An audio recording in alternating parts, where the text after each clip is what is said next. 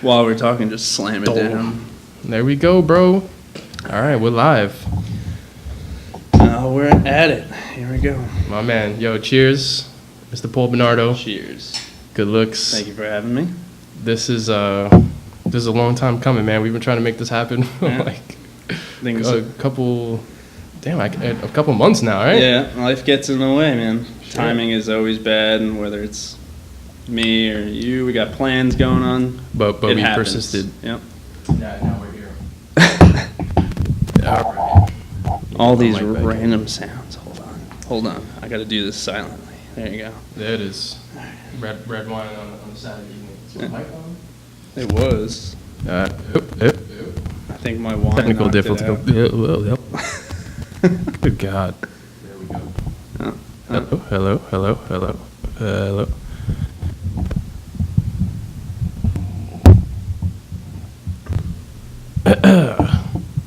Sorry about that, ladies and gentlemen. There you are. We are back.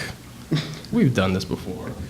Oh my goodness. All right. There we go. Cooperate with me, boy. There we go. If not, I'll just face this one a little bit that way. I'm not going to touch this thing at all. There you go. All right, bro. Now that we got that nonsense out of the way, I got obviously a lot of questions to ask you.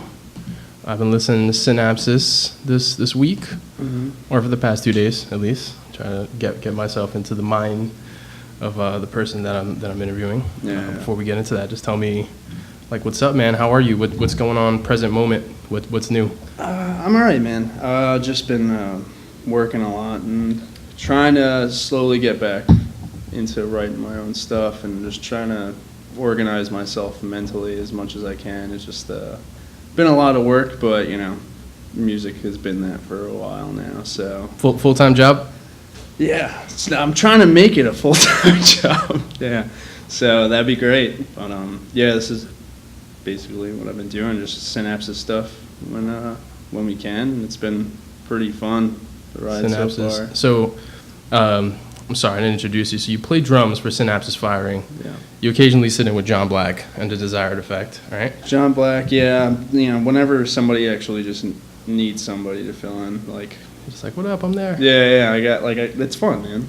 You get to change up your style of playing a little bit here and there. I'm not always as fluent as I should be, or have enough time to practice what I should be. That's all right. As long as I'm playing, man, that's what I've been doing for a while. For sure. Mm-hmm. And also some solo artist stuff going on, right? You're also like multi-instrumentalist? Yeah, it's hit or miss. I try to be, and for a good portion of time, I was like just churning out songs left and right. And whether or not I put it out for anybody to listen to was, it was kind of like my own thing. It made me feel good about what I was doing and kind of motivated me to keep doing it. But when you don't have the right equipment, you kind of reach a roadblock, or you could come down to writer's block, things like that. But yeah, I try to be a little bit of a songwriter here and there. You have a SoundCloud though, right? Like people can check out some of that solo stuff? Yes, and if I remember it correctly, it's SoundCloud/PJ_Ben Music. I don't remember it anymore, honestly. I haven't put anything up on there, so there's a lot of old stuff on there. We'll find it. We'll put the link up here. So cool, man. I definitely want to talk about kind of which instrument came first, but I know that you skate as well. So you're juggling a lot of shit. So you play bass, you play guitar, you play drums. Try to do anything that's fun. Yeah. I'm sure you were skating when you were a kid, because you're pretty good by this point. I started off skating, and skating, funny enough, led me into playing music. That's what I was fishing for. Yeah. All right. Yeah. So I started off with drums. My dad is a drummer, a guitarist. Sweet. So obviously a lot of playing instruments has come from him, and we used to jam all the time. When I was, I think, 2 or 3, he got me like this little drum set, and I'm sure my mom hated it at the time, but he would always like play something off the stereo and like He was an old, metalhead and hair metal at that time. So you were a young buck playing drums, man. Yeah, I wish it would wish it would show a little bit more, but things don't. I wasn't really too consistent with it, and that goes with trying to play every other instrument. You kind of lose focus on that one, but yeah, I had a little tiny drum set there, and what's funny is I remember sitting behind it, even though I was so young. I remember sitting behind a little tiny drum set on 4th of July. I was afraid of fireworks, and I was just sitting there playing them. My dad had the stereo on, and they're watching the fireworks on the TV and outside. But I remember it. It's like lots of noise. It's the craziest thing, yeah. So I remember playing drums. I was pumping out Synapses Firing songs back in the day. At 3 years old. Yeah. No, but yeah, started that way. Then he got me like a miniature scale guitar. I want to say it might have been like a Kramer, but it was a long time ago. Small little guitar. And then I had that. That was a little bit easier to play, as normal. You can't just play a drum set whenever you want, wherever you want. Do you still have that kit? No, I don't. No? I don't know what happened to it. It was probably in the trash somewhere. Yeah, I definitely know about not being able to play a kit whenever you want. Yeah. I got evicted out of one of these apartments, actually, when I was a teenager. It'll do it, man. You might want to hear it. Not everybody else does. It's hard to accept sometimes, but that comes with music, I guess, Yo, it was different in the 90s, man. My pops was a drummer as well, and we had a music room just like the one we just came out of, and he had congas, we had like a piano in there, drum kit.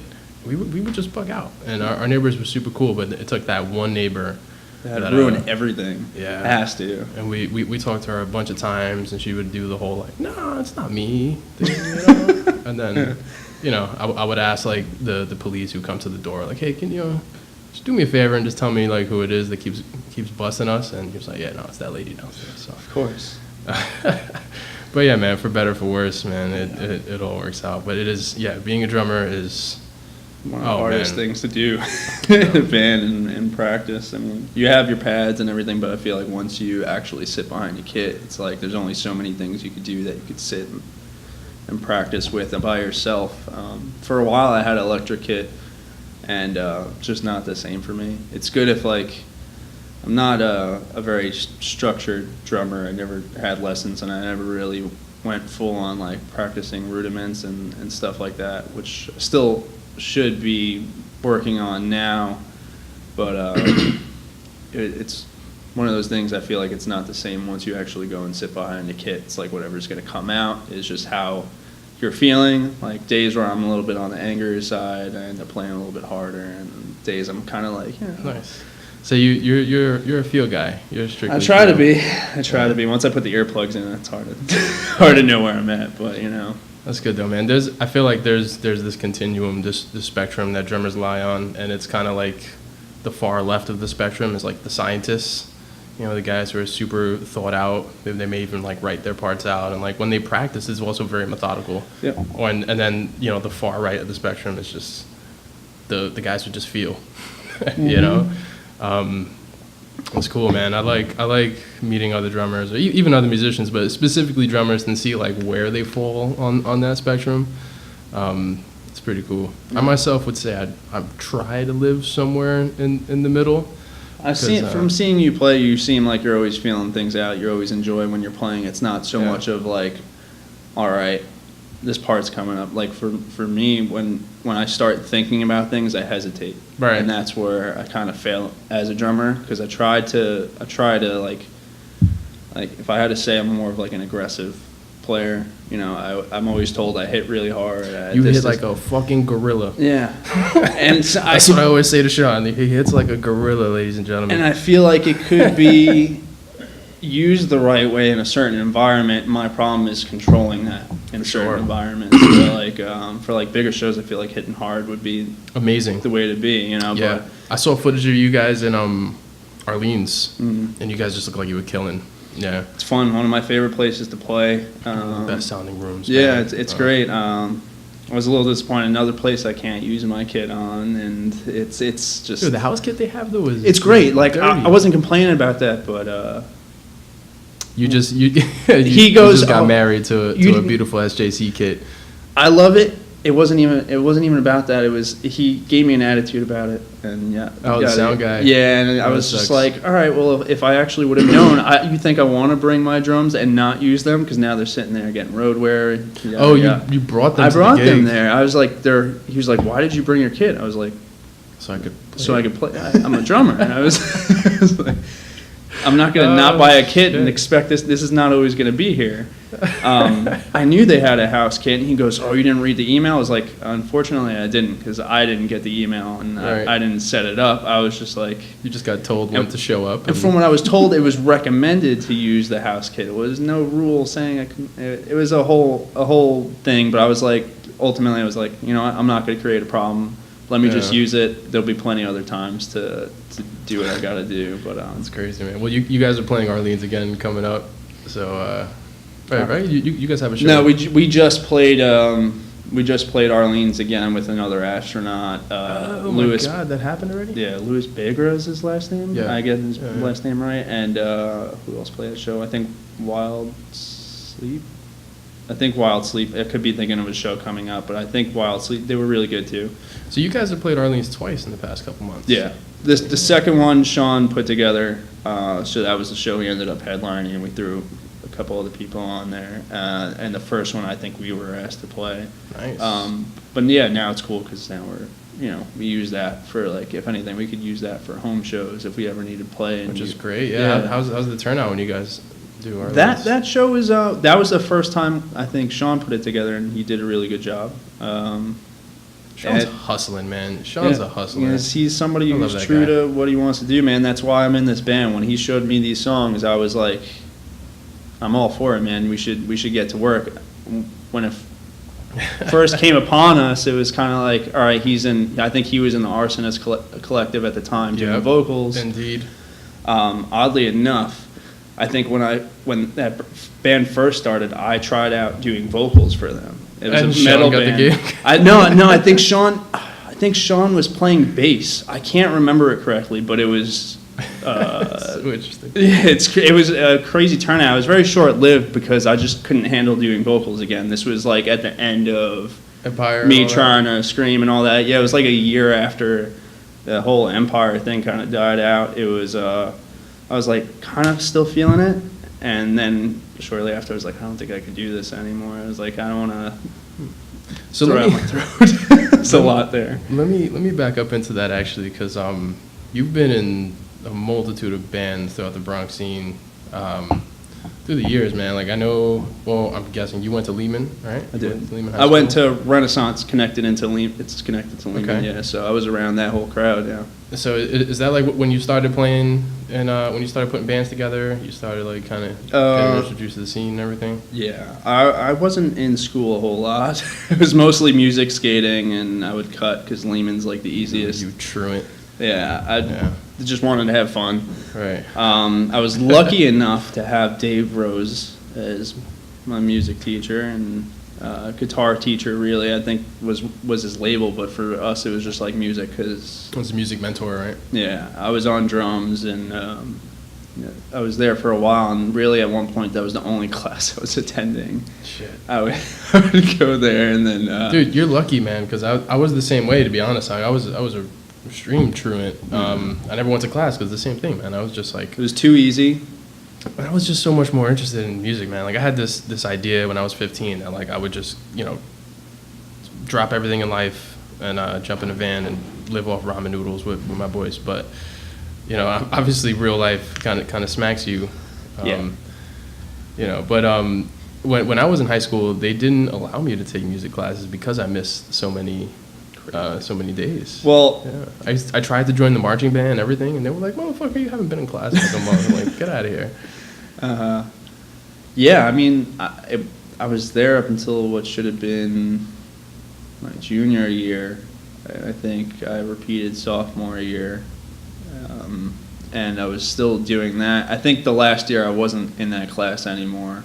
It was more like it got to the point where I might as well I was waking up and going to my friend's house. Right. I had a friend, Larry, that lived right down the block from the school, and it was just like a group of kids that all did the same thing, and We weren't doing anything bad. We were really just meeting up and just wanted to like chill, skating or whatever. Yeah, right? skating. Doing We what played teenagers do. Yeah. played Halo 2 for like Oh the my first day it goodness. came out. 4 Yeah. people on 2 TVs. It was great. Good God. Yeah, man.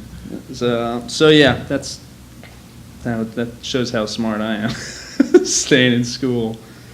Seems like things worked out for you though, man. You. Yeah, see, and that's when I look back at it. I'm like, see, I would do all that again and not change anything, because what would I be doing right now? I would have did all that, possibly still be in school right now, and then I still don't know where I'm gonna end up. I was like, or I could just do music right now, keep getting better at that, and I'll be, I'll be all right.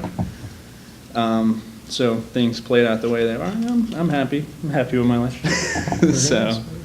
So what was the first band that you ended up getting involved in? I remember you being in like some hardcore band that was messing around Music Unlimited. Because I remember I used to go to Music Unlimited a lot, and we would bump into you guys. And that's crazy, yeah. When we were all in like our scene phase. Yep, totally. Yeah, I think I remember that. I remember meeting you back then too. And that's why I think the first time when I saw you again after all that, I was like, I do know that face, but I just don't remember. Without the hair and the extra like 30 pounds. You got to see my ID picture, man. It's great. Yeah, that was with Chris Borges, Andy Paez, Samuel Tapia, and Jose. I forget his last name, Santiago. Okay. Those are all good dudes. Yeah, that band's name was The Villain Still Pursues Her. The Villain Still Pursues Her. A long name that they had to talk me into. I remember them fighting me about that for a while. I was like, it's really long. It's cool, but it's really long. And at the time, it was like, oh, it should be like a two-word name or whatever it was. I was like, it was a mess. But that was like the beginning of when. I guess you could say it was when I started taking it a little bit serious. Right. And that's when I started going band to band. But yeah, we played like heavy stuff. We played FLC a couple of times. Was that the first band that you ever joined? Like the first like serious band, or? Yes. Damn. I think so. Yeah. I got it. It was I'm pretty sure it is. Yeah. Other than like the kids I used to skate with. Right. This dude Mike Stevens, who I did the Searchlight with, that's what that band became. But it became that like years after we were doing stuff. Mike had been playing guitar. So the guys that were in the Searchlight were in The Villain Still Pursues Her. No. They were originally with me from like my skate crew back from when I was like 11, 12 years old. Oh, so you guys went way back. Yeah, so we all knew each other for a long time, and we picked up instruments. We were mainly skaters at that time. Right. And Mike had a guitar. I knew drums from my dad and just jamming with him. So Mike's dad had a drum set, and he would we'd all meet up. We'd skate for a little bit, then we'd go in the basement. I would jump on drums. Mike would be on guitar, and then we'd have a friend that would just yell random nonsense into the microphone. It was just like it got us into the idea of, hey, let's do something. Yeah, for sure. And then we started going to Music Unlimited, oddly enough, and we would just not know what we're doing. A lot better than being in the streets, man. Yeah. You know? Yeah. Pay $40 to be in a studio for like 3 hours and let out all your aggression when you're a teenager. That was it, great. man. And no, that is not the first band I was in. Oh. It's coming back. Yeah. Now, going back to that reminds me of what I did.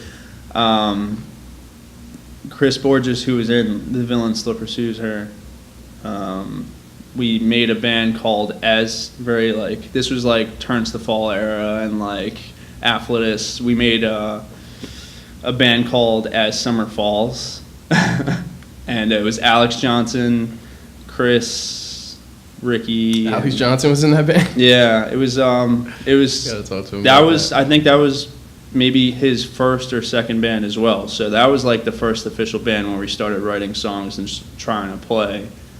It was kind of short-lived, but it's where it started. I remember being in like Room E and Music Unlimited and playing those songs. And I think was that the big one with the green kit, the red the kit. stage? That was Room F. I remember that. Yeah. This motherfucker remembers the name. Room E was the room with the red Tama kit in it. It had the really high tom, and that was the kit that had like the best tuning in the entire studio for for hourly rooms. That place was magical, man. Yeah, we have. There's a it. video somewhere up on YouTube, I think, of us playing those songs. I barely knew what I was doing, but we had something together, and there was like Stefan was there, and Brian was there. Like we were all. That was the place to hang out. So whenever somebody was doing music, we were there. It definitely was, man.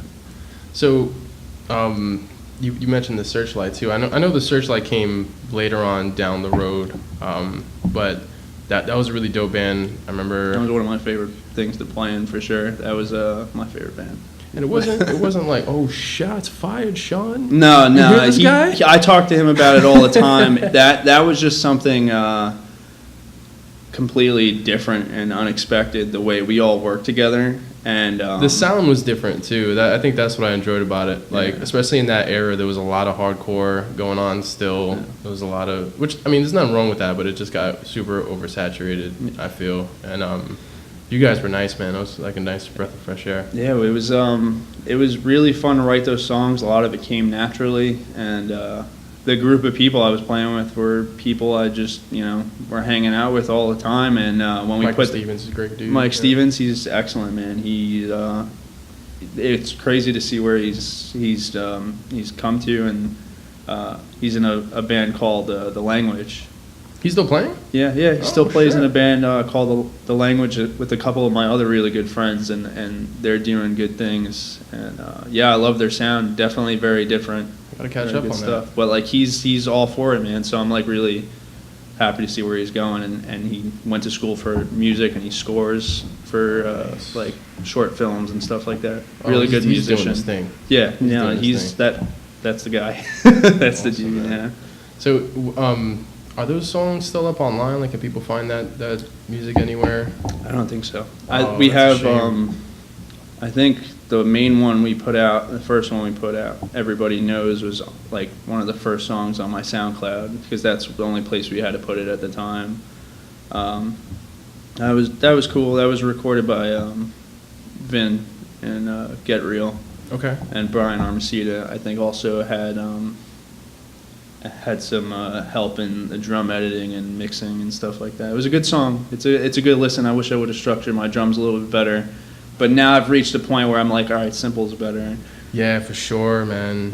So that takes time. That's one of those real maturing lessons that you learn, man. And it's funny. It just takes like sessions, man. It takes you actually being in the studio a couple times to realize, oh damn, I was way too busy there. I'm sucking the life out of this song. I feel like you learn something new. You always want to incorporate it. That's what's fresh in your mind when it comes to drums. So you try to work it in everywhere. And that was me. And when you have so many influences around you, as I was talking to you about earlier, like Gollum, Adam Fatchler, Jeremy.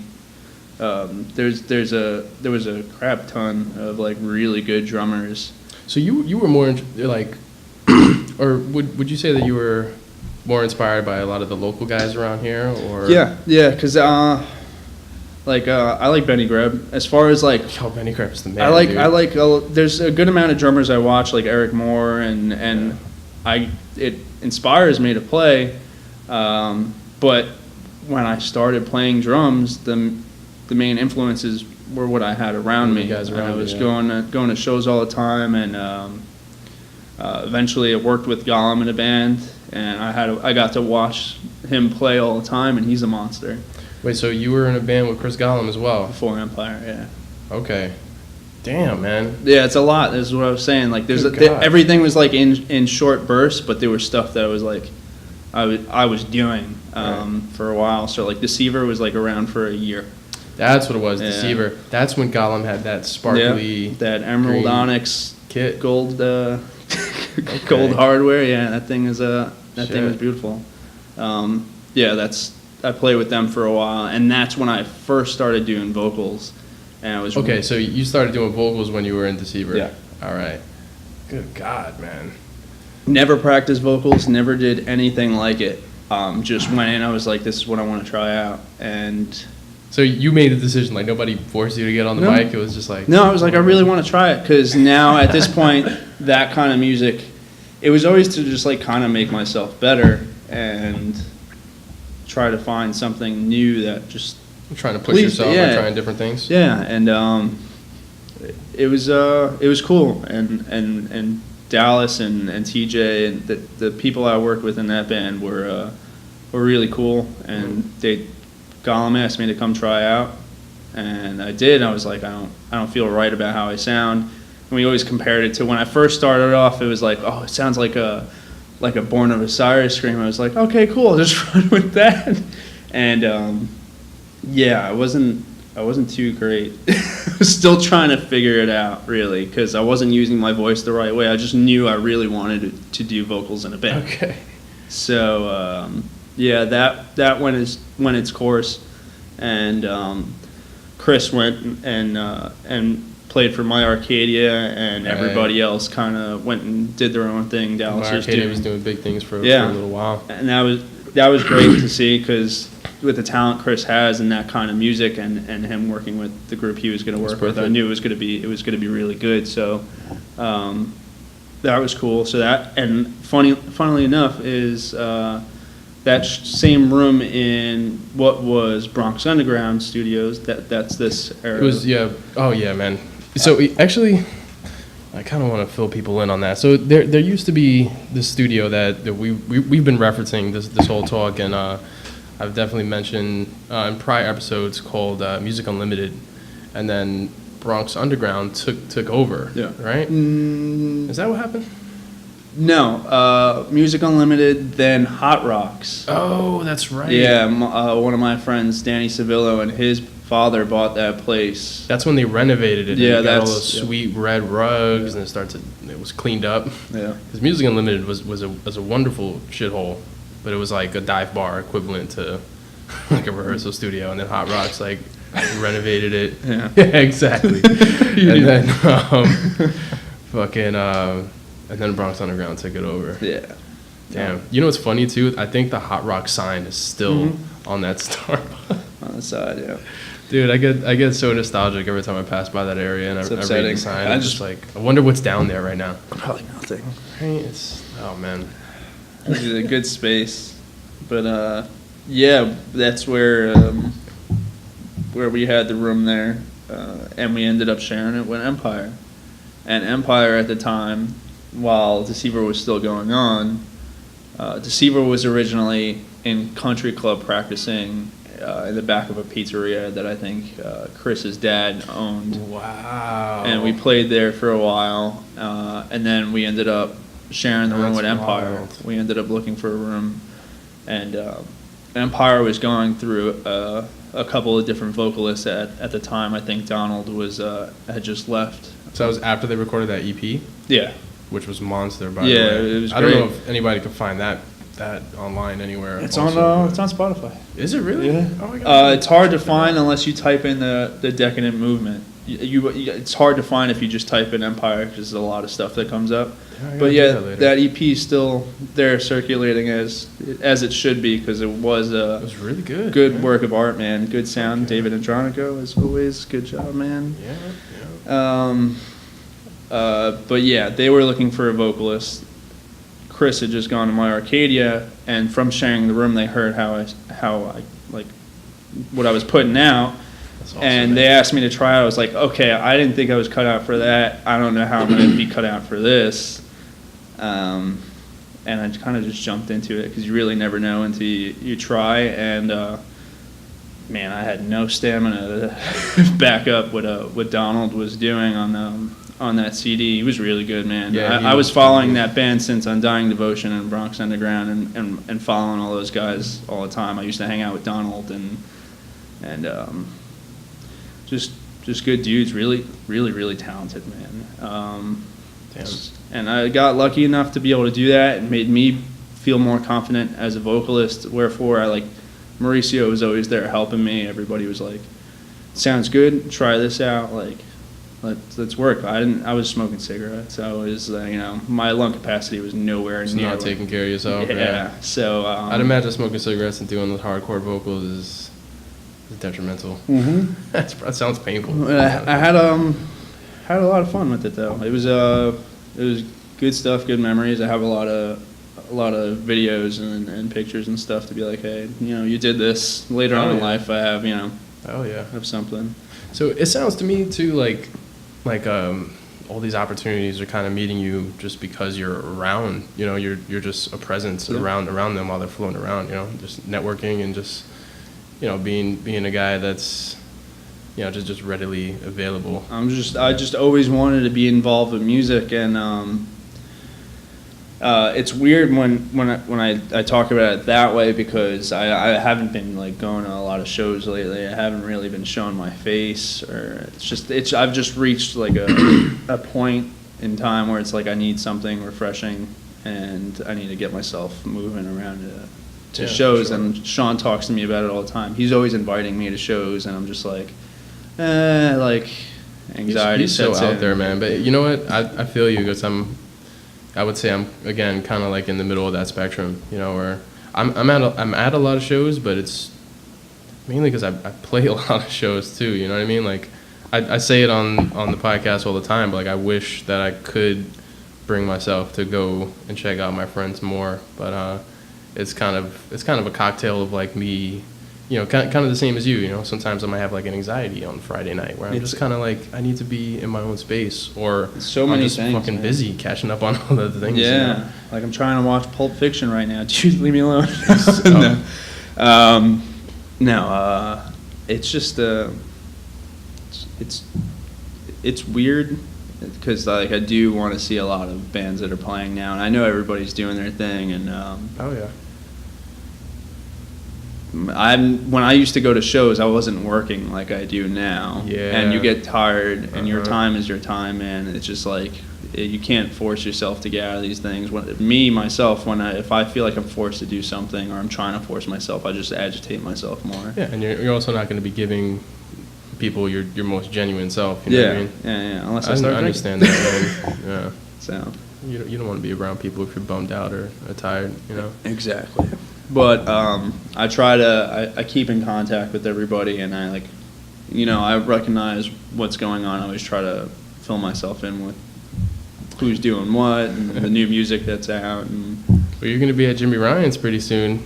I don't think this episode will be out in time, but Jimmy Ryan's, and then we have a show at Gold Sounds on August 20th, if you catch this video before then. Which is another place that you guys are frequenting right now, right? Gold Sounds is cool. Nice spot in Brooklyn, good sound, nice bar area. Like it's a good spot.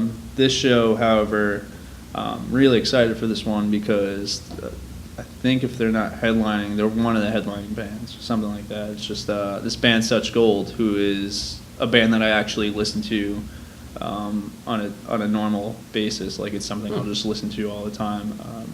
We're playing with them, Belmont, and I think there's a couple other bands that I can't think of right now, because the flyer is still pretty fresh, and I gotta look at it again. But Such Gold, we're opening up for them, so I'm really excited about that.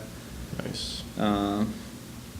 Synapse is putting in that work, man. Yeah, and then we should have hopefully 2 new songs by the end of this month being released. We'll have a video in the works that's gonna be out pretty soon with those songs. So this should be a whole kablam of stuff coming. All right, awesome. I know Sean has been telling me about a new record that you guys are recording, right? Have you guys already tracked it, or? No.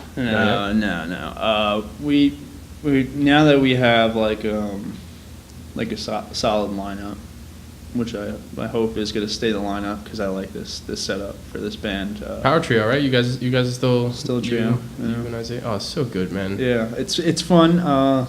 There's parts where I think could be complemented and sound a lot fuller, especially for like live shows, if there was another guitar. But I'm like, it's been this way for so long, to have to fit something else in. It just kind of got comfortable with it. And power trios force you to get a little nifty with things sometimes, man. Yeah. But it's also it's such a good structure, man, because I mean it's a smaller group, so it's just you and 2 other people that you have to rely on at all times, and there's usually you don't get like a big power struggle, and it's just comfortable, man. Like I love the trio vibe. Clearly. Yeah, man.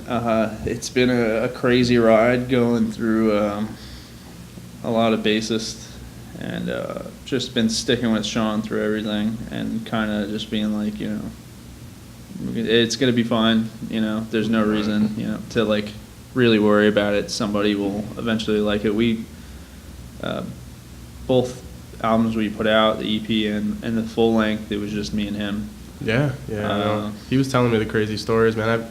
When I interviewed Sean, there was definitely an underlying theme of perseverance. Yeah. I would say, just I know that Synapses has had a bumpy road starting out, but you guys are a fucking well-oiled machine right now. Still trying to go, man. I've just always been a fan of his style of writing, and I try to throw in my like 2 cents here and there, and then I'm playing drums, and it basically shapes the song whether or not it's going to be really like on a lower setting, or if it's going to be a lot of energy. It just like all comes from the drums, so I feel like I put kind of injecting the energy in there. Yeah, to where it's needed. And my background as far as drumming has always been heavy stuff. I like playing a lot of like lighter stuff and jazz, and I try to keep myself into that range just because it just feels right to play most of the time. But yeah, you could definitely see a lot of the hardcore influence in a lot of the songs. These new ones are going to be really cool, and I think shock a bunch of people who are used to our sound. That's good. That's changed. Exciting. I love them. So they're definitely my favorite things that we've done so far. So for me personally, off the latest record you guys just put out, I've Grown Cold. I love the drums on Beautiful. Mm-hmm. That one's really sweet because it's just like it has this awesome like forward momentum. It's very like just keeps going. Right? And Beautiful. No, not Beautiful. I just said that. Mistakes. Yeah. Mistakes is I remember listening to that and like I was definitely doing like the air drummer thing. Like had my headphones on. I was like, oh, okay, I see this guy. That's pretty sick. Yeah, Mistakes is ill, man. Yeah, man. Weirdly enough, it's just a lot of the stuff was written on like the spot, like the stuff for Beautiful. Awesome. That main beat you hear and like most of the song on the tom.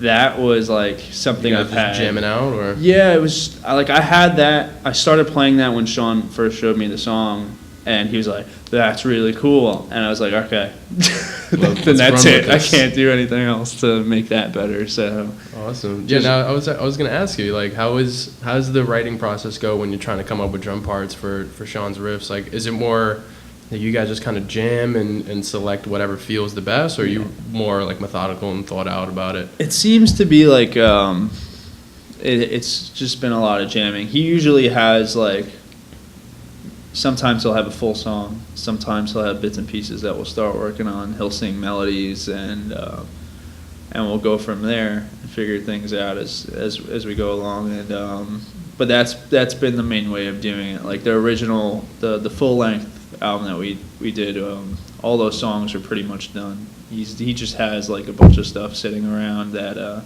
you and Isaiah have written to them and everything. You guys are playing them right now, like rehearsals and shit. Not a lot of Forgive. I think we play like 2 songs off that album, maybe 3, but we're always changing it up depending on where we're playing. Like it depends on how our time restraint is. So if we have a place where it's like 25 minutes, we put together like a quick set. Just do the bangers, like, right? Yeah. And if we have a long set, we'll throw in like 3 songs from there. But we're always looking to change it up, and that's what's cool about having a lot of songs to choose from. But sometimes, you need to have like an organized kind of set list where it's like things that people are going to want to hear, and we just haven't reached that point yet. So we're just putting sets together and seeing what we could get out of it and what people like. So Skin's always in there. Skin's one of those first songs that we really threw out there and had a video for, so we always play that. Crystal loves Skin every time she sees Sean play it. Great song. On the Floor has been a new crowd favorite lately. Every time we play, we've been trying to throw that song in there, and it just has like these really cool changes to it that I think are perfect for our set. So it's like a lot of it's like straightforward, like rock, and then you have the song that's really like ambient and all over the place, weird drum beat, and people have been digging that. We've been playing a song that nobody's heard, like just brand new song. We were all looking at each other like, yeah, let's Why play not? it. Yeah. We randomly played it at a Brooklyn show that we played with I Dreamt the Sea, and Sean turns around and looks at me. He's like, "We're gonna play the new one." I was like, "Okay." All right. Audible. There wasn't a lot of people there, and we were kind of just like, just use it as a fuck it, practice, you know. And it worked out really well. Sometimes you got to do that, you know. See what people's reactions are. When you play live, how are you like watching people a little bit and then like kind of coming back into your own world? Like what's? I try to. Most of the time, I really can't see much. It's really just the lights coming against me, and I lose focus. I try to have like the songs in my head, and that's where I say like I'm really hesitant when I'm playing. Like I'll think I want to go try to do this, and then I'll end up doing this, or I'll fuck up, and then everything's ruined. And I wear my mistakes on my face. Oh my God, you do. Yeah, I've seen you like cursing just in like between. Yeah, songs. I either laugh or I get really mad. And when I get really mad, something really wrong happened. Now I'm really pissed off. So Arlene's was one of those shows, the last one that we just played, and I just can't help it. I don't know what it is. I know most of the time people don't realize it, but then a part of me is like, I know you realize it, but you don't want to say it. And I think with you that, just have really high expectations. Of I yourself, do. You know? I do. I've been playing for so long, and been playing a lot of these songs for so long. So when I do mess them up, I'm kind of just like, the hell, man. You say it was so good in practice, and it's just like, you know. I mean, that's what makes you better, though. It's kind of like, okay, I don't want to do that again, so don't do it. And one of those kind of things. It's funny, man. I used to have this mentality of like, you know, like if I fuck something up, it's not okay because I spend like hours, you know, and days like working on this craft. So if I fuck it up, like I can't just laugh about it like it's not okay. Yeah. But then somewhere along the line when I started like really playing with Bay Chester, Smank, and Mike and stuff, because we jam so much, they got me really comfortable in like living in the realm of uncertainty.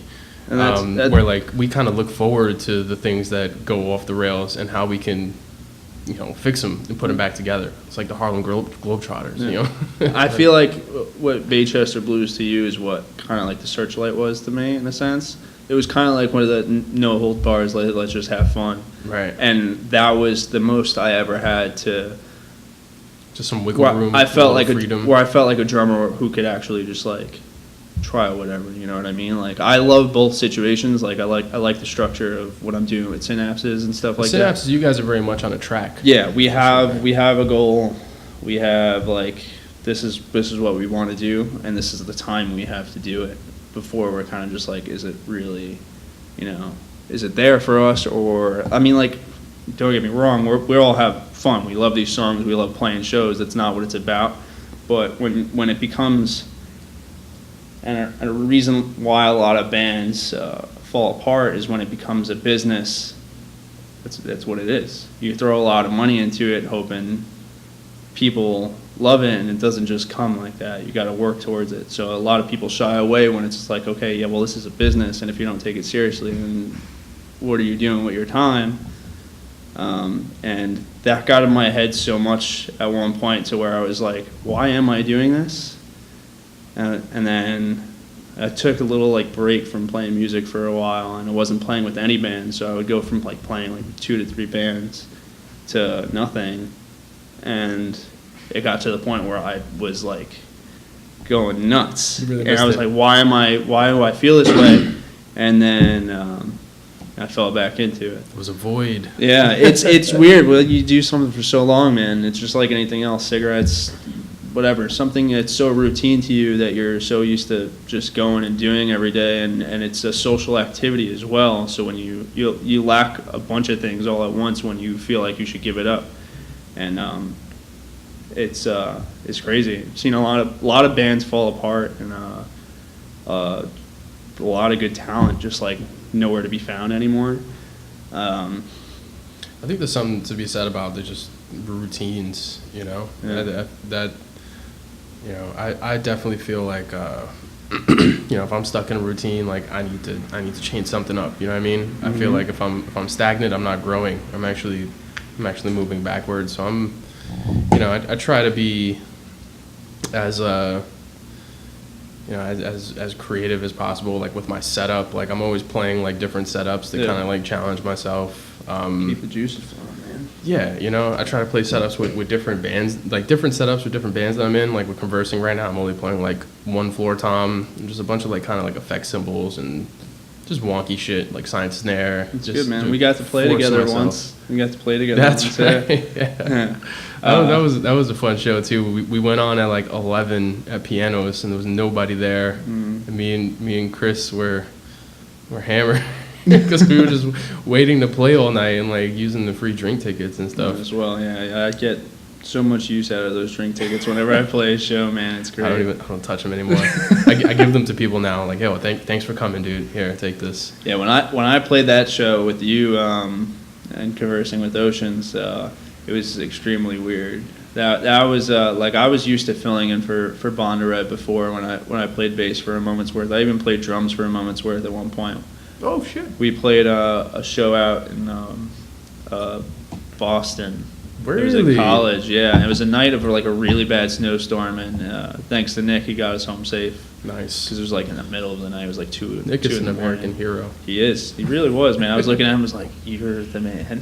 Get me home safe. That was a lot of fun. That I think we did. I don't remember if Anthony was there for that one, but that was cool. And then I filled in for bass, which was fun as well. But when I came down to Conversing with Oceans, the time I had to practice the songs, because they were new to me, unlike a moment's worth where it was another band that I started going to shows and I saw them throughout the years. I was at least familiar with the transitioning of the songs and where they led to, and if not, I had the vocal melody to remind me of where it was. And Conversing was just a brand new project at the time, and on top of that, I have to play bass against Raghu, who is a phenomenal bassist, and I was like, okay, I could do this. I'm good. Don't even look at him. He's not there. Hi, Chris. And like MIDI bass tracks that are ready. Yeah, and I messed up a crap ton, so I was really happy that, you know, not for Alex that there wasn't a lot of people there, but for my own sake. I will say the time you filled into was still. It's funny enough, like it was early on. You know, we were still playing some songs off his like first EP. Yeah. And he's writing a lot different now to kind of create more space in the music. I can tell, yeah. Because there's already so much going on. Yeah. But it was really difficult for me to kind of get into his head because you know, I didn't really grow up listening to a moment's worth like that. You know, like I knew The Eternal Optimist because that song was like huge around the neighborhood. And I definitely had seen them a few times, like at the Point in FLC, but you know, like I would never really listen to their records. So when Alex approached me about Conversing, I was like, cool, like I'm gonna do this just because you're like an awesome dude. Yeah. When I started like getting into the music, it was really difficult for me because I never really did anything in that world, like electronic type stuff. I had to like really teach myself how to play drums differently, more as like a support. And yeah, man, it's right now. I'm having a lot of fun with it, but at first it was rough to transition. Difficult, yeah. Yeah, he's the man. He helped me get through a lot of crap, Bonnaroo, and he would always invite me, even for like shows I didn't need to play at. He would always invite me to play, and like he'd just be doing acoustic shows, and I would show up with Johnny's bass, and I was like, all right, we're playing. And he's just super positive person to be around. So we would always bounce off each other with stuff like that. Yeah, no, he helped me out with a lot of things and like a lot of rough times I was having. He was that like little positive spark that was like, all right, keep doing it. You're good. You're fine. So big ups to him. Yeah, man. Shout out to Alex. This is my boy. He's always putting on shows that are for a purpose, you know? Yeah. It makes me feel like like a douchebag when I want to throw a show because I'm not like, donating to a good cause and stuff. I'm just like, damn, am I doing this right? I'm not an Alex's wave. No way is right, man. The music is what we're there for, and you gotta have fun. So, I'm looking through these questions that you think I haven't asked you yet. Is there a question that says, "Is there more wine in that bottle?" There is actually. There's actually another bottle. So why don't you grab this? Hold on. I'm gonna go grab the other bottle. Intermission. No. For you, this has now become my show. Yeah, so I want you to tell me about that SJC kit. Okay. Because I was on Instagram today trying to get all this information here correct on the screen. Yeah. And I saw that sexy new drum head that you guys got. The Yeah. Synapses head that has the SJC logo on it. Mm-hmm. That is beautiful. Yeah, I have yet to do any of like the endorsement part of it. I was actually waiting for that skin to come in, and oddly enough, the only reason, like I was gonna do it anyway, but the reason I got it so much faster than I did after spending a good amount of money on it was because I suck at cutting out portholes. I think everybody does, man. So I ruined the original one with the SJC logo on it, and I was like, shit. I could go. You could go on their site and order one of their resonant heads for like $60. That has the mic port in it, But I was like, no. There's an option to have it cut out. But I was like, if I'm gonna do that, I was like, you might as well do the custom head, right? Yeah. And yeah. I just went for it, and yeah, it's cool. Definitely gonna stick with that as far as like eventually if we have any other logos for anything else we do, or we just come out with new. The logo is sweet, man. It's cool, man. That was done by Rennick, Michael Rennick. Yeah, he's one of Sean's friends. One of my friends too. He's a really good artist. Really, really good. He does a lot of graffiti too. He designed that for him and the band, and I think Chris Rivera ended up doing like all the digital editing, cleaned it up, and made it the way it was. So yeah, thank you, Mike Rennick, great, man. for the logo. The t-shirts look great too, man. Yeah, and they feel good. I rock my Synapses shirt a lot, which is funny. When Drew Torres Trio was out in DC this past weekend, I rocked it for the first show that we did, and then nice. I was on vacation a couple. The cat one or the logo? Just the gray. Yeah. I love it. Because people don't really know what the fuck it is, So they're just like, oh, look, that looks cool. And I'm just like, yeah, this is my friend's band. It's dope. Check it out. It's good. No, thank you for that. And it's funny. I should have my own band stickers in my wallet, but I don't. I have Synapses stickers in my wallet. So I was out in Vermont in June, and we were in this restaurant. I was like, yo, there was an arcade machine with a bunch of stickers on it. I was like, yo, let me fucking slap a sticker on it. So there's a Synapses sticker circulating somewhere in Vermont right now. Yeah. My girlfriend told me she slapped one in the girls' bathroom. Arlene's is like, trooper, thank you. Hell yeah. Because I can't.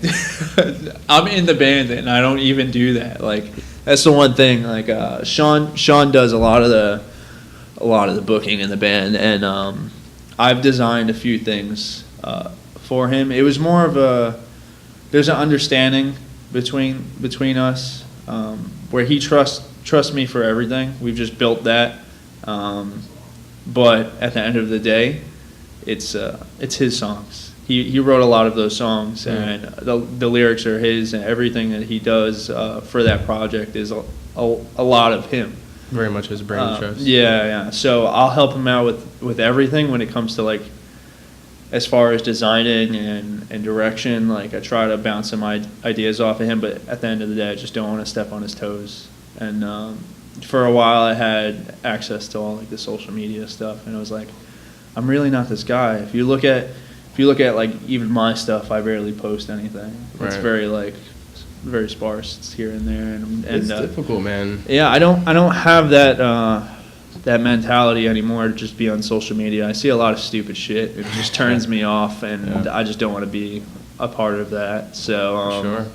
If I have anything cool randomly, I'm mostly like on Instagram if I'm trying to share anything about music or something. That's where I go. And Or kickflips in slow motion. yeah. That's been a new. That's always fun. Yeah, it's been a new thing as of lately. I love doing that. Keeps my legs going. So. Yo, how do you manage like not getting injured? You know, how do you not sustain injuries? And like for me, I longboard, but I don't fucking dare get on a shortboard and start popping tricks and shit just because I'm so afraid of messing up any part of my body for playing drums. I'm afraid too, but I've also gotten so comfortable with it. I used to skate really like a lot. I would rather do that than play music at one point in my life. I was skating so much. I was at the skate park every day, trying new stuff, and it was just fun to me. It was cool to be like, all right, I want to do this, and then just that drill of like, keep doing it. It's gonna hurt, but if you keep doing it, the next day you come back, you're gonna try it, and you'll be like, this is even easier. Much like anything else, drums, you want to figure something out, try it, and it's just like, okay, and then as you do it, it gets easier. So when it came to skating, it was just like I would watch videos all the time. I was like fascinated. I was like, I want to do that. It looks like so much fun. I've gotten hurt plenty of times. Haven't broken a bone in my entire life. And then I found out recently that my collarbone was broken during birth, and I was like, motherfucker. That's great, dude. Are you serious? Yeah. Mine was too. Yeah, you get wrapped up and your bones are fragile. Yeah. They pulled me out of my mom, and I was all wrapped up in umbilical cord. Brothers, man. That's collarbone fucking brothers. Crazy. I was trying to get through my whole life, and then my mom tells me, and I was like, God damn it. So you got one. You got a blip on it. Yeah. Yo, man, that's crazy though. I've never got into like doing tricks on shortboards and stuff, but I've always been into skate culture. I've been longboarding for years. Yeah, I love cruising around too. I love cruisers. It's fun.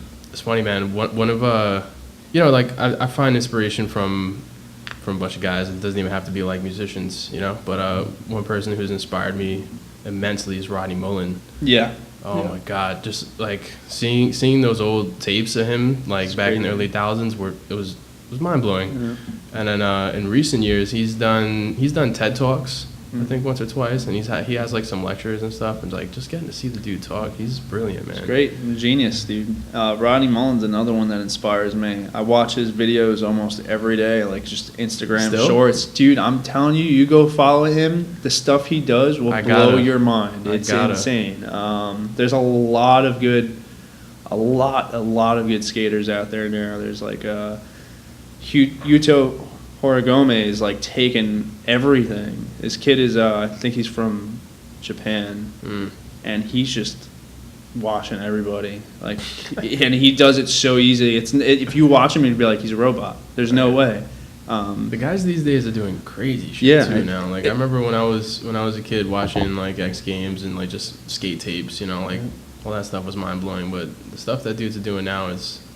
It's pretty crazy. Well, even professionals like Rodney Mullen, Daewon Song, and Tony Hawk, and all those old school guys. They see this stuff now and they're just like, "How?" They can't even believe it because there's always just like who's going to be the next person to injecting their personality into the game. Yeah, it's like everything else. It feels like a competition at some point, but everybody's just like having fun. Right. When bands, everybody's like, it's no competition, dude. Let's just like all have fun together, which is what it's been becoming now. Is like we have a group of bands, whether it's Drew Torres Trio, Conversing, or anybody. All these bands are kind of just like just coming together and doing their own thing. Behind the Facade is doing great. You can sit here all day and just name them off, man. Yeah. There's a lot. You'll hear them plenty of times throughout the rest of these Artist Dialect episodes. I'm sure you'll hear them plenty more times. Yeah. So, yeah, man, there's a lot of talent. That's cool, man. I'm glad that you draw those comparisons between skating and music, though, because I do too, man. And just listening to some guys talk about how like they spend days, weeks, sometimes months like trying to land one trick, and for what, And I was super happy. That was the last one I posted was a trick I could never land while moving, and I was just like, let me just try it, and I landed. I was like, I hope I was recording that because I'm never going to be able to do it again. Yeah, right. But nobody else is going to know how satisfying it actually was to me. Right. Like, that's the thing. It's just like you could see it and like, oh, yeah, it's cool. And if somebody could see it and like, oh, I've seen it a million times.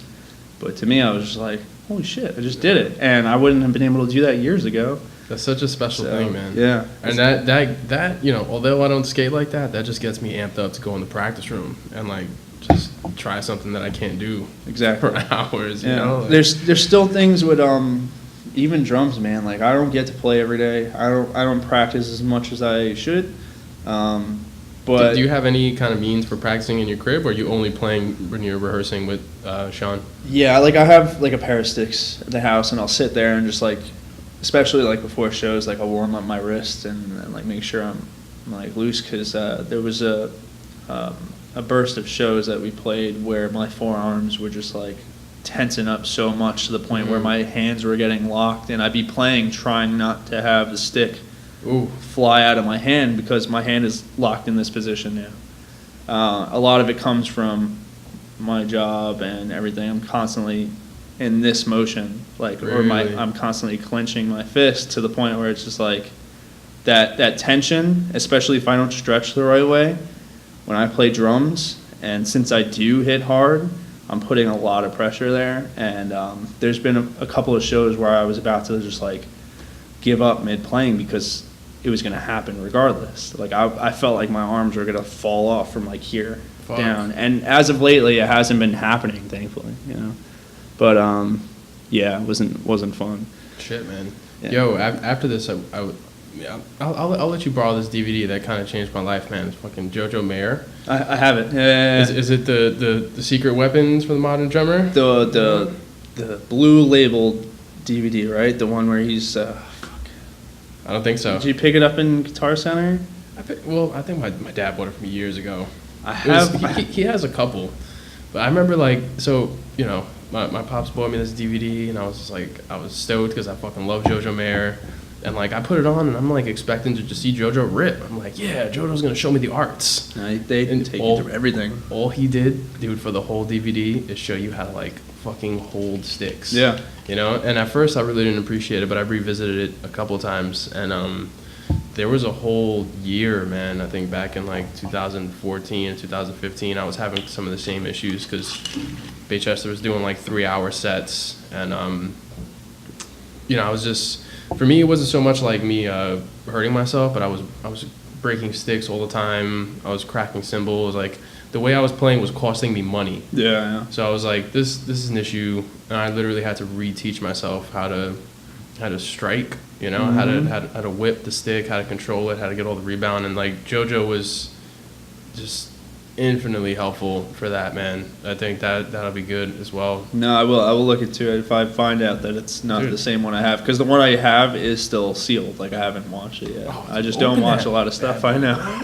God damn. Well, a lot of the stuff I watch is like I'm on like really the main drummers I've been watching have been Eric Moore because he's mind-boggling the way he plays. Ridiculous. And You said Benny Grab too, right? Benny Grab, yeah. You know what's funny? I follow all those guys on Instagram, and I see like when you or like Johnny Quest likes their shit on Instagram. It's like, yeah, dude, I my like, boys are watching the right cats, right? Yeah. And Benny Grab's doing his thing where he has his studio, his students, and I think he records a lot of that stuff to like show. He's a great teacher. Yeah. I've watched a lot of his stuff as well. I think that's the cymbal set. Oh my god, the Benny Grab vinyl cymbal set. Yeah? I'm watching that. Yeah, right now I'm playing Sabian Okay. AAXs, and they're good cymbals. I like them better for recording than live. I feel like they're too bright, and it's just... Remember we were talking about this, trying to move into the darker cymbal range and stuff. Yeah. And Benny Greb has a lot of like the sand cymbals incorporated into His setup is his amazing. set. But they Sounds sound, so good, they sound nice, and I feel like they would have this thinness that would be like not so much resonant for live shows, like especially smaller shows, which is what we have currently going. Like we have shows that are not in like big arenas and You know, bars. Yeah, Or, you know, so- just the room. Sometimes your kid isn't even mic'd up. yeah. So it's I have that, but the problem with those cymbals is like you can't just go somewhere and have all those cymbals set up for you. Yeah, especially mine. The brighter side, they just explode and they resonate forever. So I've also had to learn how to like, like it sucks. Like when you're playing in a place like Orleans or like a bigger venue, like you want to hit the cymbal like right on the brim. Mm. But I've learned to like play kind of on top of them, kind of like cut them. Yeah.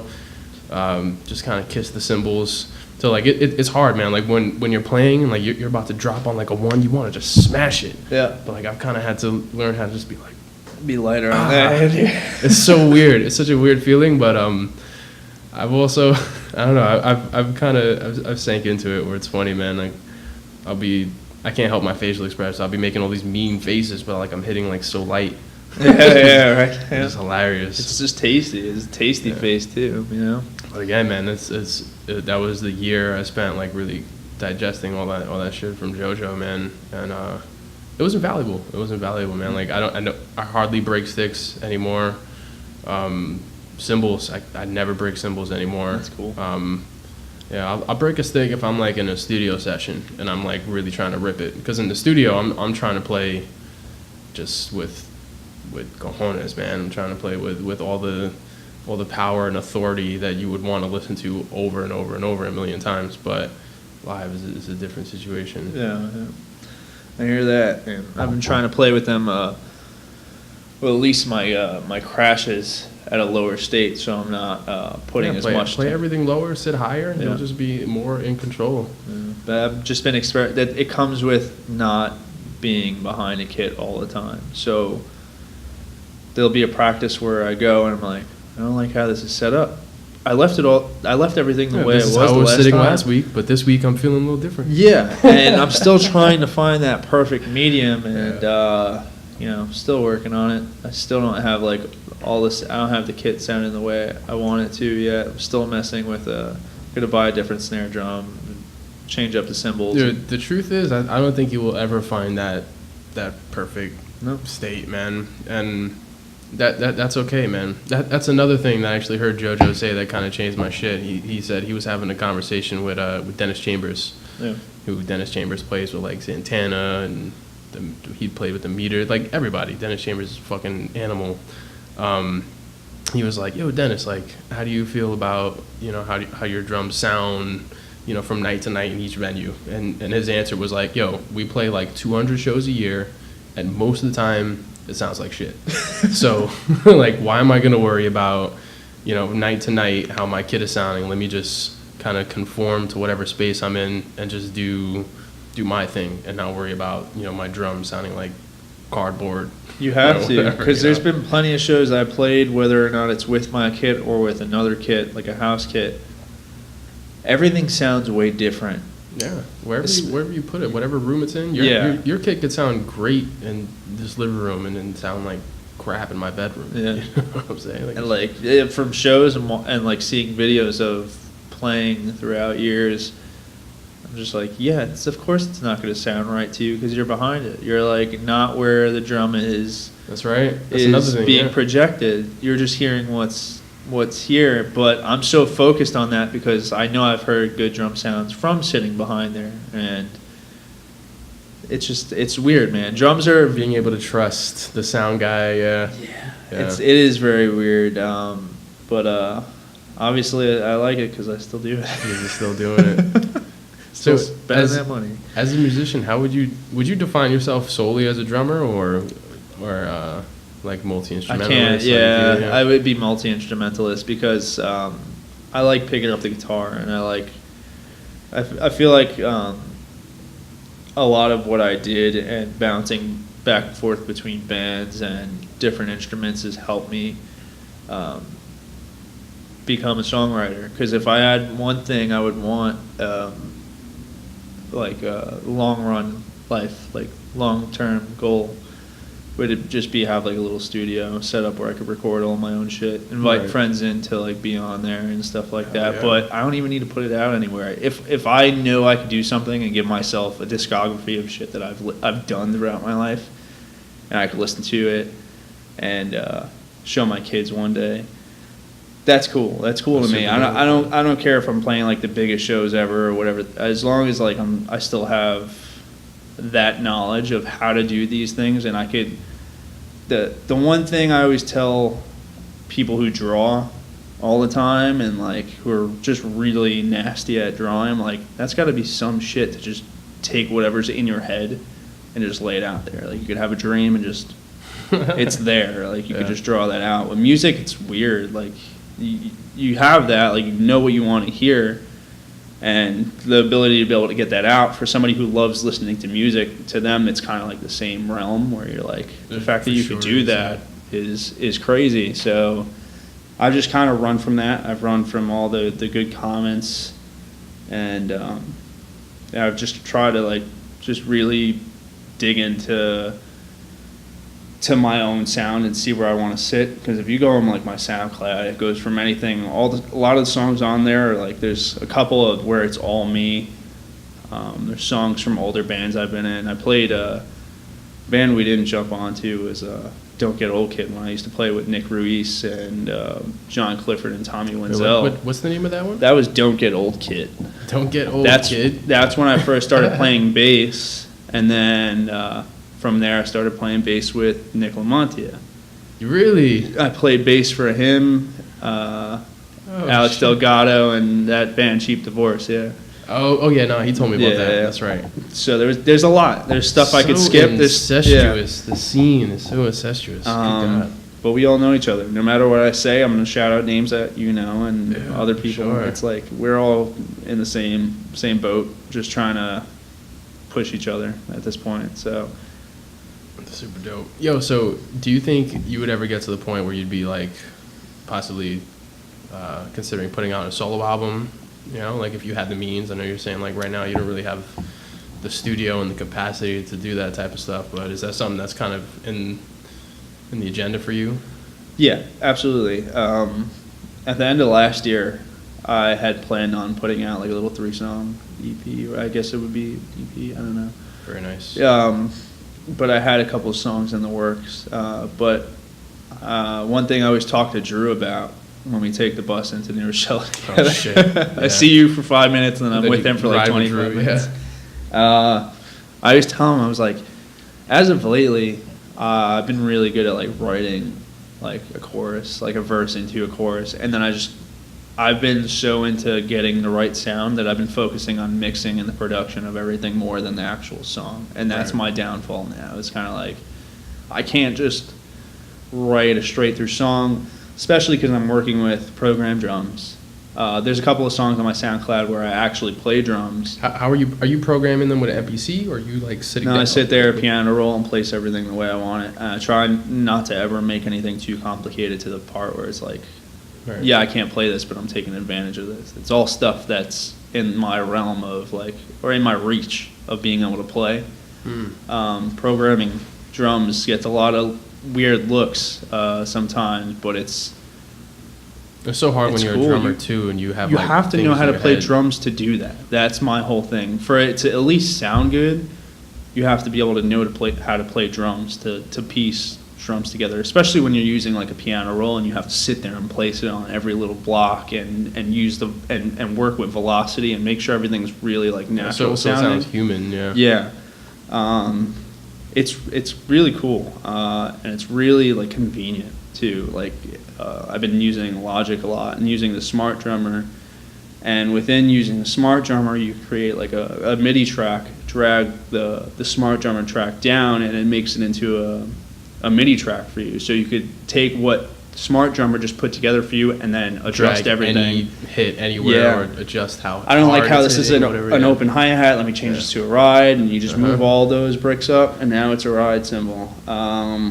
It's also very, as dope as that is, it can also be very distracting from the initial concept, the idea that you're trying to lay out.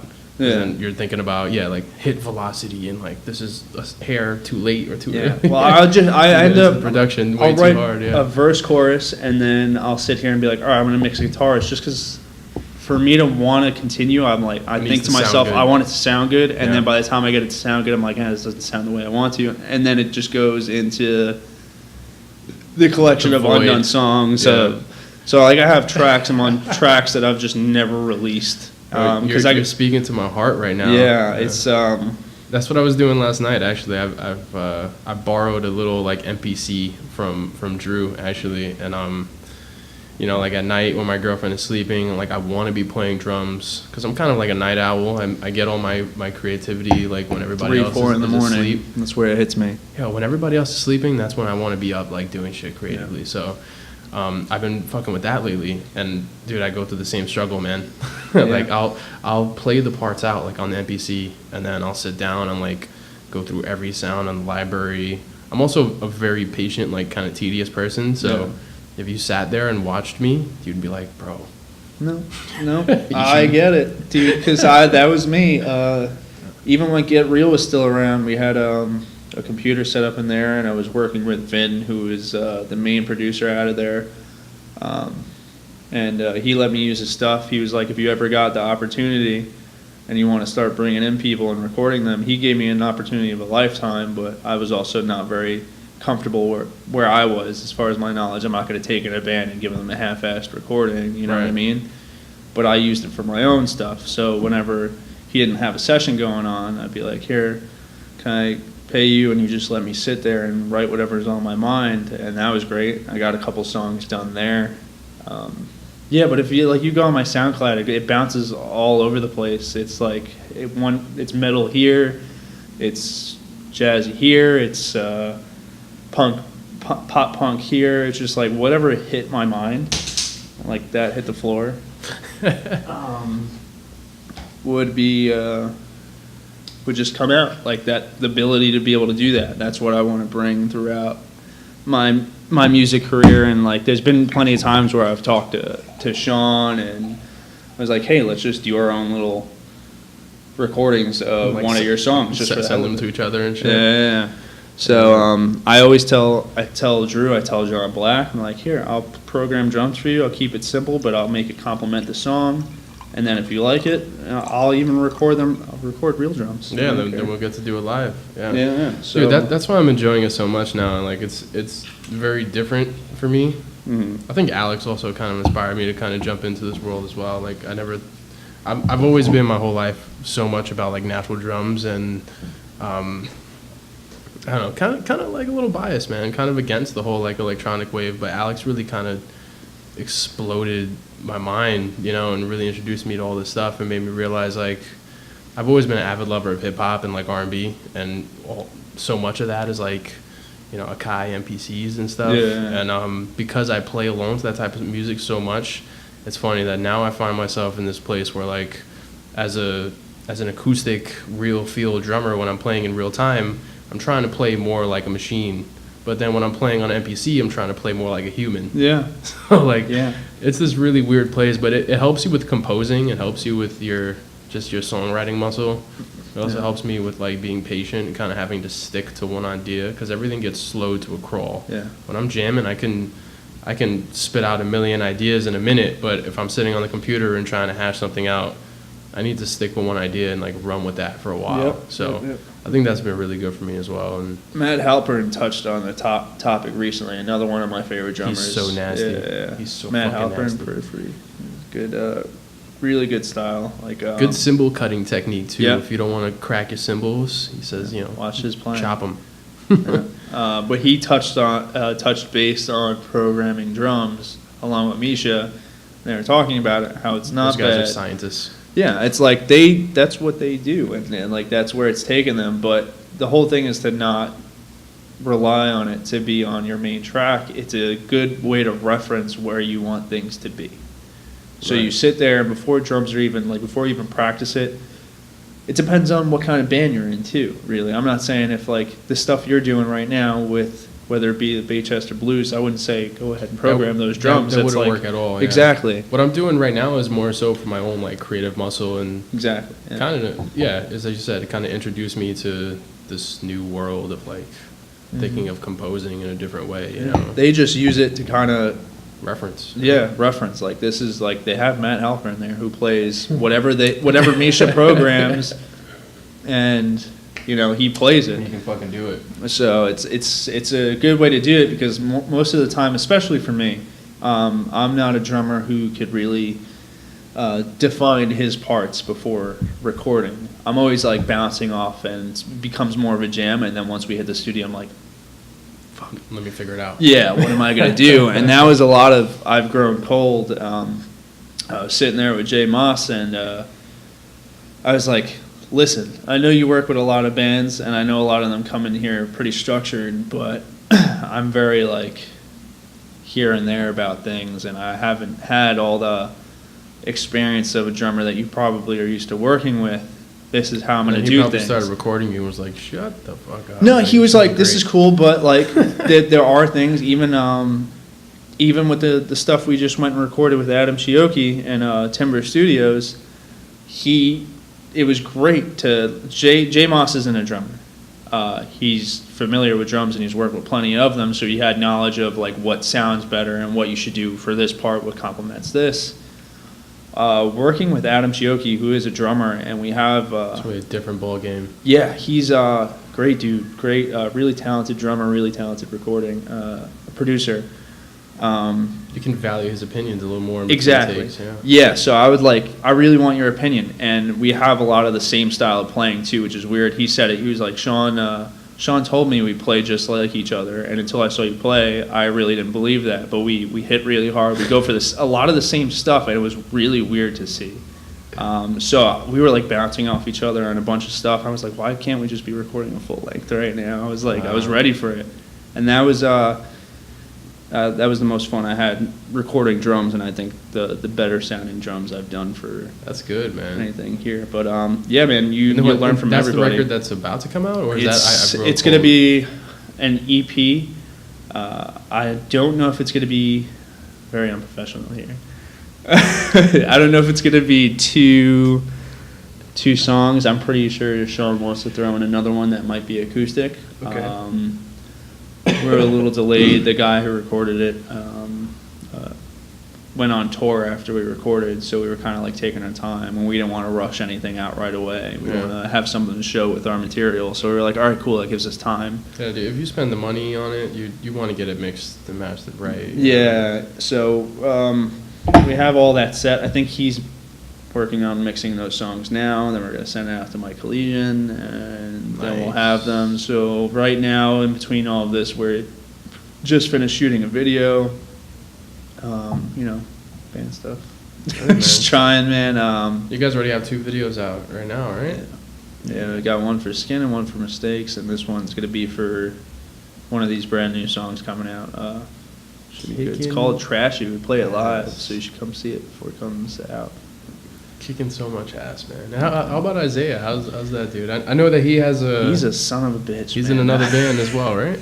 No, that dude's great, man. I really enjoy playing with him. He used to be in Park Slope.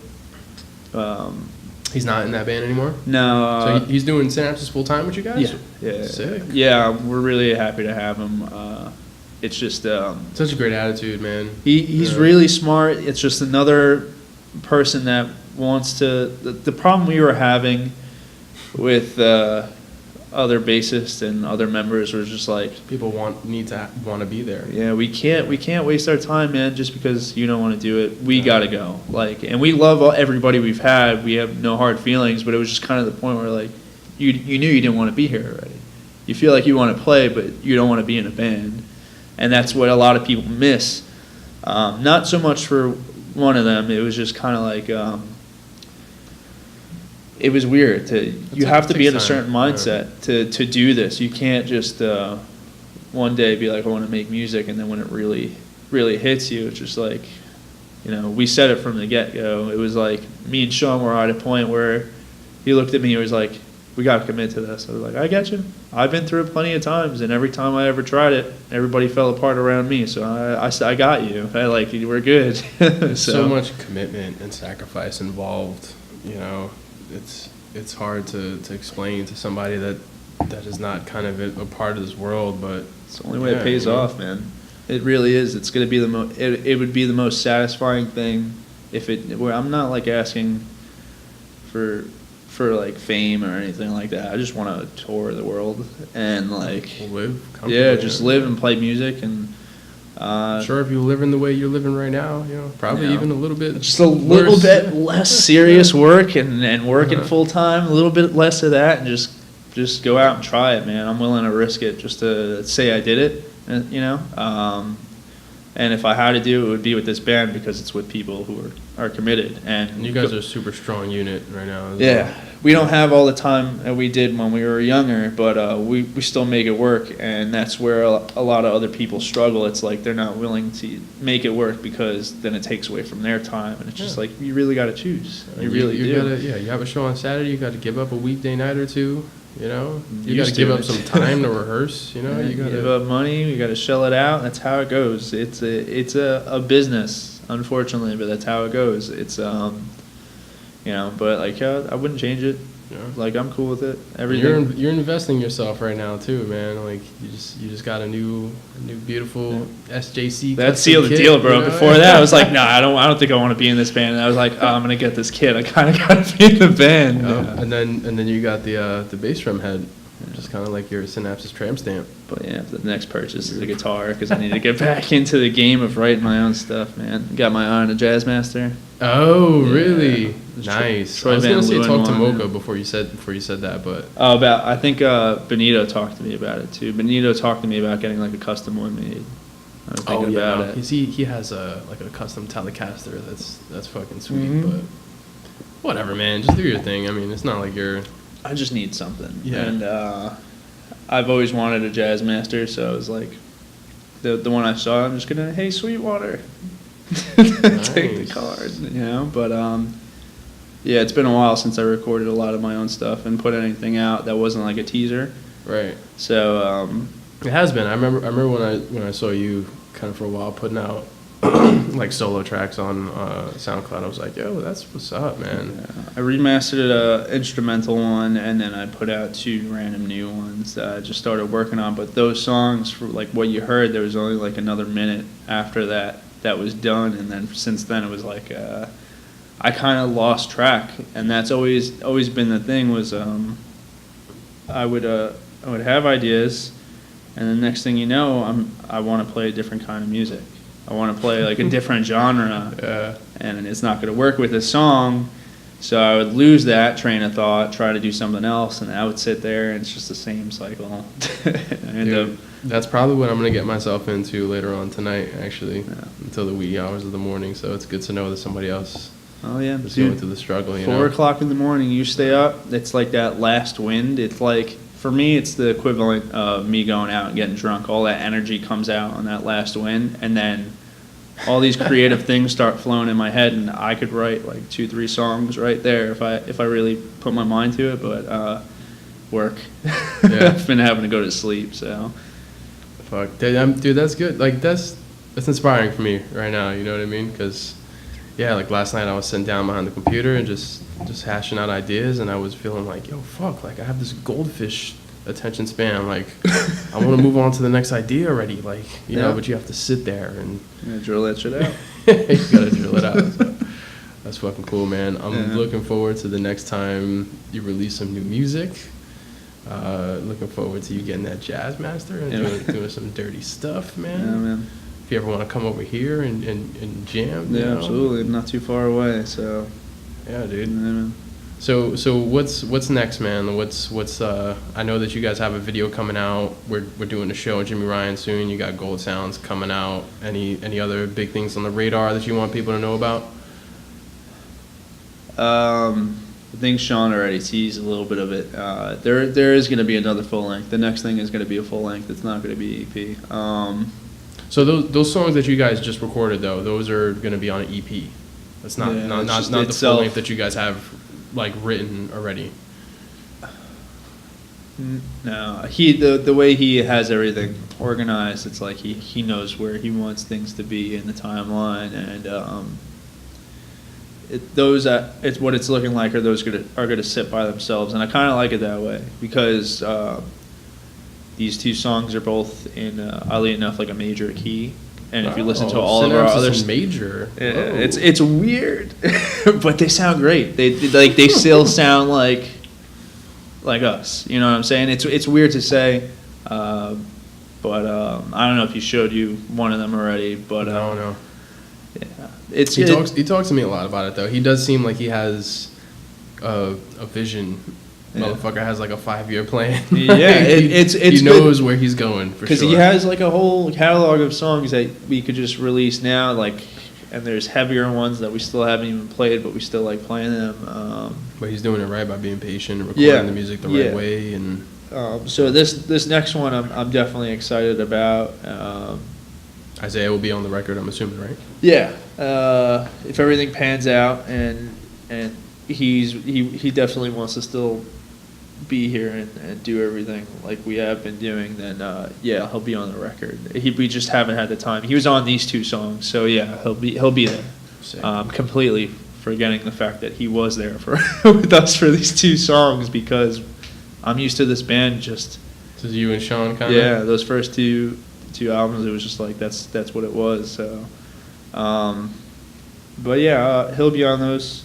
He'll be on that album, and I'm sure whatever is to come. So, as far as any other plans, I'm not sure yet. Kind of just taking it. We'll see what we get from what we release, and just play shows. Good, man. Any plans to like do some tours and stuff? Like how are you guys trying to figure that out with your day jobs and everything? Like Weekend Warrior stuff coming up.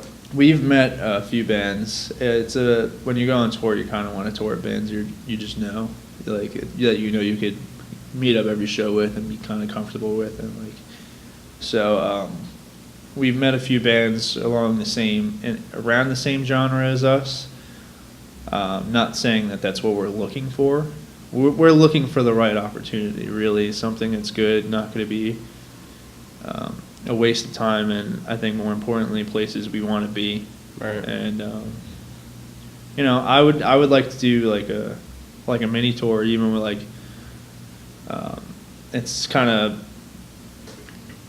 a long shot, but like we always talk about it. I talk about it with Drew too, like doing a show with you guys or conversing, and like that's the way we want to see it, is like we should tour with people we know and people who are trying to do the same thing in our borough, instead of okay, we just met these guys a couple months ago.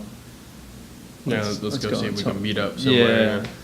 Yeah. I think it would be cool to bring everybody with us then to, we'll take what we have to do. We'll do what we got to do, but that is an idea that, we always talk about, is like getting bands that we know, even behind the facade and other astronaut, take them and let's go set up a tour. And but do you guys find that like you have a harder time getting booked because of the heavier nature of the music, or like do you guys find that it's harder to find venues essentially that can like fit that mold?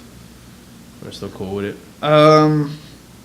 It does need the right set of ears. I feel like when you look at them. The majority of the population listens to a lot of crap. Yes, crap. I'm not going to sugarcoat it. It is a lot of shit that is just like, it has no place in my mind. I'm usually willing to like respect any kind of music, but there's been a lot of crap lately. I just can't. Sure. It's really hard to find a place for this kind of music. So you get lucky some shows. Mm-hmm. Other shows are just kind of like, all right, people are already walking out the door anyway, so it's kind of like, it's hard. But we also haven't been everywhere. When I was in Empire, there was a huge following for that band here, and people loved that album, but it was crazy to go to another state and then have a following there.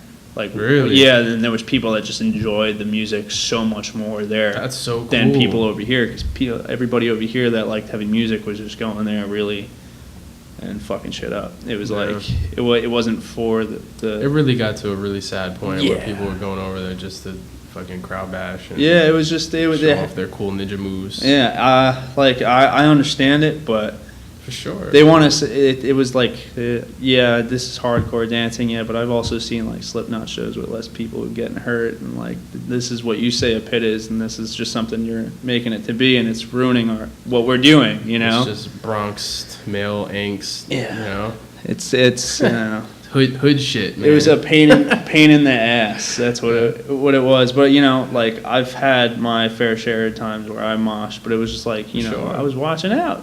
Yeah. I knew like I wasn't intentionally trying to start a fight with anybody. It's not that hard. Right. It's really not. I'm like not going into a show and like I want to fight you today. I can't do that. There's no way. And it ruined a lot of shows.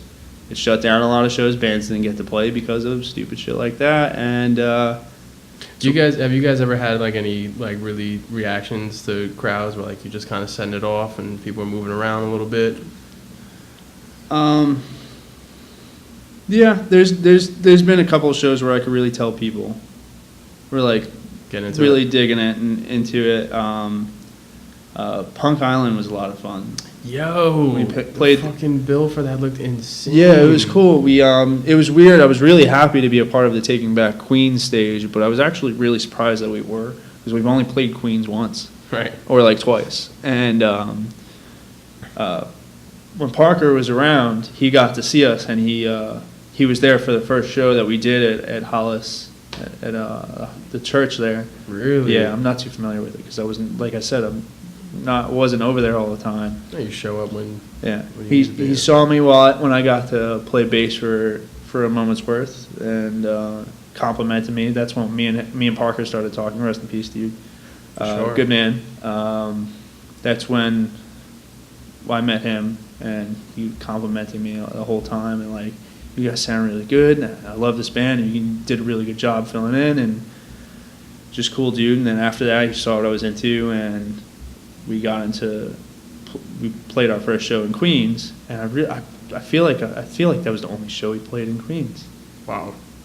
I could be blanking, but I really think most of the stuff we've done has been in Brooklyn, Bronx, or in Manhattan. You guys have been playing Brooklyn a lot, yeah. Played Jersey and not Connecticut. Just really around like Right.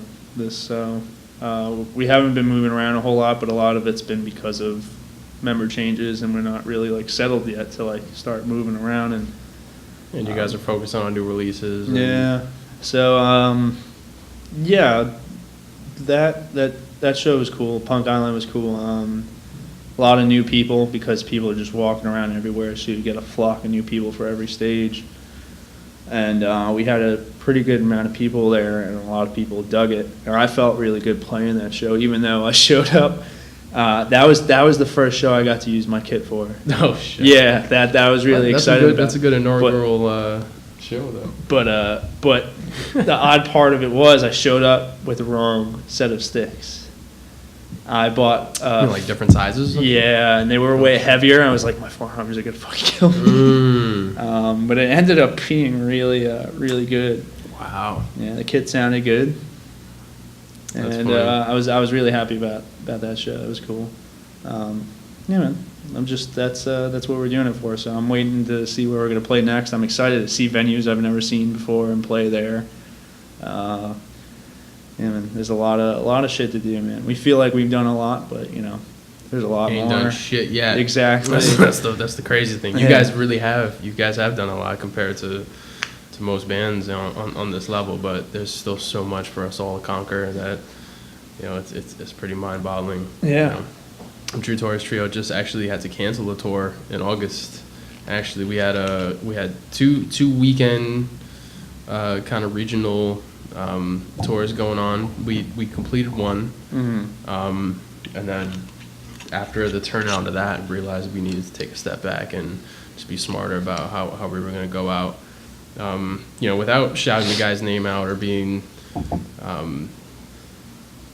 spiteful or anything like that. Cheers to you. No negative feelings, dude. Cheers to you, whoever But you are. The booking guy that we were working with didn't do so great, so we went out and we played a show in DC. Oh, we've had that issue before. That's a fun one. Yeah.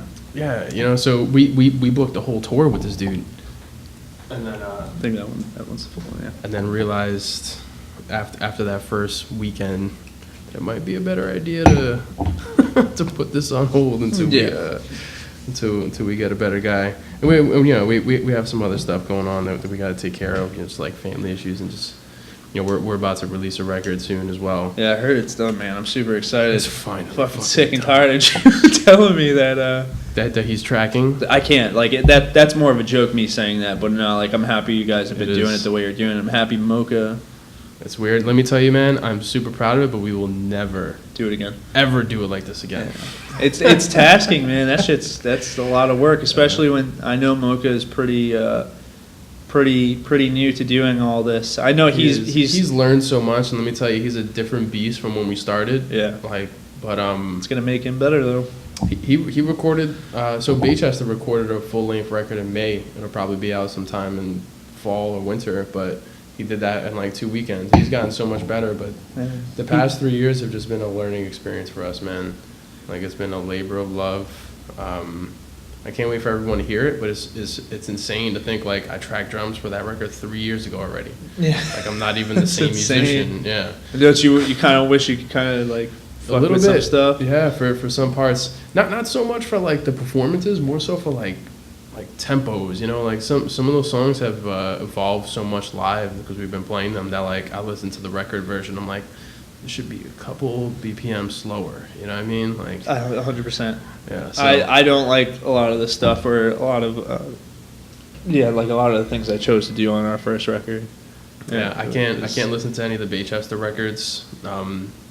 Those were so long ago. Those were like 2011 and 2012. Like, goddamn, like I'm not even the same drummer. So like it almost makes me cringe. Like I love the songs, love to play them live, but I can't never listen to my own music. I know the same feeling. I listen to the first record, I'm like, shit, this part, I don't want to listen to it right now. It's there though. You sound good though, man. You sound really good on I've Grown Cold. And you were talking earlier about like you going into the studio and still like figuring stuff out and not really being like really clear cut about what you're gonna do going in, but listening back, like matter of fact, I have Forgive right there. Actually, you probably peeped that. Nice. Oh yeah, see it. Yeah, man, it's guy. It's dope. It's dope. It sounds really good. Sounds good when you bump it in the car. It's a very unique album, man. I like it. Yeah. Dave definitely, like the way we approached it was like more of that raw sound, and the vocals were really up front in this album, but I feel like it gives it, you're always expecting to hear something a certain way, and I feel like what really makes something stick is if you just cut out the norm once in a while, because if you listen to that record in certain ways, it's just like everything kind of sounds like it's in a weird place. It's mixed the right way, like everything sounds right, but there's something about that album, even though I'm on it, judging it, it's weird. Yeah. But thinking about it, like, thinking in a longer term, like over time, how the album is going to age is where I think it sits right. You know what I'm saying? Because we could have put out an album over polished. Everything could be like just 2018 up the ass, like over polished kind of feel, and it would have been, it would have been cool. How's it going to age, though? Are you going to look back and like, man, this album had like this really kind of raw tone to it. So we kind of wanted to get like that really kind of rusty, old kind of like feel to it.